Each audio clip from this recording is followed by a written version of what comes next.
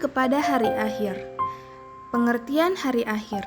Hari akhir atau hari kiamat adalah suatu peristiwa luar biasa yang pasti akan terjadi di mana seluruh makhluk termasuk manusia yang pernah hidup di muka bumi akan dimatikan. Kemudian hidup dan dibangkitkan kembali untuk mendapatkan perhitungan dan pembalasan atas segala amal yang pernah dilakukannya selama hidup di dunia. Macam-macam hari akhir. Ada dua macam kiamat, yaitu sebagai berikut. Pertama, kiamat sugra atau kiamat kecil, yaitu kehancuran, kematian, atau berakhirnya kehidupan setiap makhluk yang bernyawa.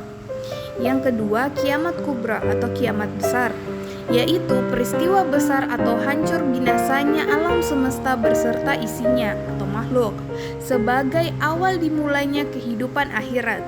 Kiamat pasti terjadi, tetapi tidak seorang pun mengetahui waktu terjadinya kiamat, termasuk para nabi dan rasulnya, karena kiamat itu didatangkan secara tiba-tiba dan hanya Allah Subhanahu wa Ta'ala yang mengetahuinya. Tanda-tanda hari akhir. Tanda-tanda sugra atau kecil. Ajaran Islam kurang diperhatikan dan bahkan ditinggalkan oleh kaum muslimin. Jumlah ulama atau ahli agama yang sesungguhnya semakin sedikit.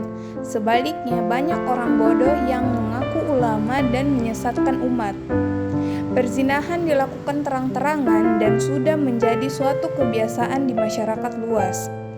Begitu pula mabuk-mabukan yang banyak dilakukan seolah bukan perbuatan yang diharamkan. Jumlah wanita semakin lebih banyak dibanding pria, dengan sudah tidak malu lagi berpakaian setengah telanjang. Banyak wanita yang berdandan atau berpenampilan seperti pria, begitu juga sebaliknya.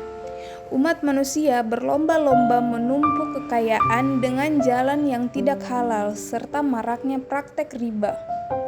Para orang tua menjadi budak dan diperlakukan sewenang-wenang oleh anak-anaknya. Semakin banyak fitnah yang menimpa umat Islam. Sering terjadi bencana alam, pembunuhan, dan peperangan. Banyaknya perceraian, bermewah-mewahan dalam membangun masjid sementara jemaahnya sedikit, serta saling membanggakan keindahan masjid. Selanjutnya, tanda-tanda kubra atau besar. Waktu berputar semakin cepat, sehingga setahun terasa sebulan, sebulan terasa seminggu. Matahari terbit di sebelah barat. Keluarnya Dajjal, yaitu sosok pembohong yang menutupi kebenaran. Adanya Ya'juj dan Ma'juj, yaitu segolongan umat manusia yang mempunyai kekuatan besar dan berpikiran sesat. Turunnya Imam Mahdi ke dunia untuk meluruskan syariat Islam dan menghidupkan sunnah-sunnah Rasulullah SAW. Turunnya Nabi Isa alaihissalam dari langit yang akan memperjuangkan kebenaran bersama Imam Mahdi. Dialah yang menumpas Dajjal serta mengajak umat manusia mengesahkan Allah Subhanahu wa Ta'ala dan menyembahnya. Hilangnya Al-Quran dari mushaf Sanhoti umat manusia sehingga hilang pedoman. Iman kepada qada dan qadar. Pengertian qada dan qadar. Iman adalah keyakinan yang diyakini dalam hati, diucapkan dengan lisan dan dilaksanakan dengan amal perbuatan. Kalau kita melihat qada menurut bahasa artinya ketetapan.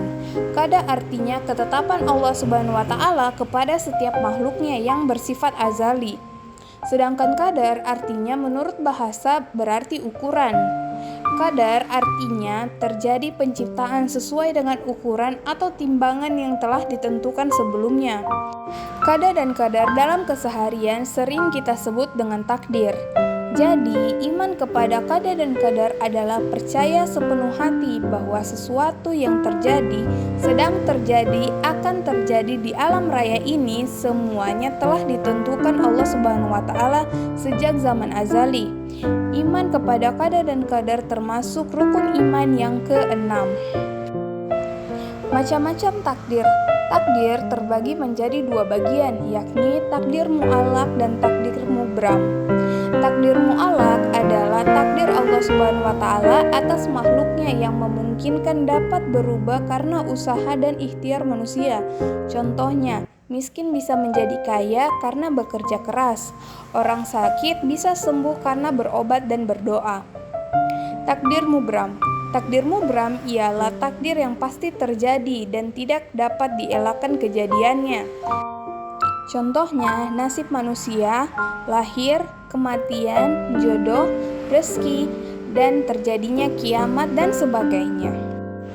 Ciri-ciri orang yang beriman kepada qada dan qadar. Pertama, qanaah dan kemuliaan diri. Yang kedua, cita-cita yang tinggi. Yang ketiga, bertekad dan bersungguh-sungguh dalam berbagai hal. Yang keempat, bersikap adil baik pada saat senang maupun susah.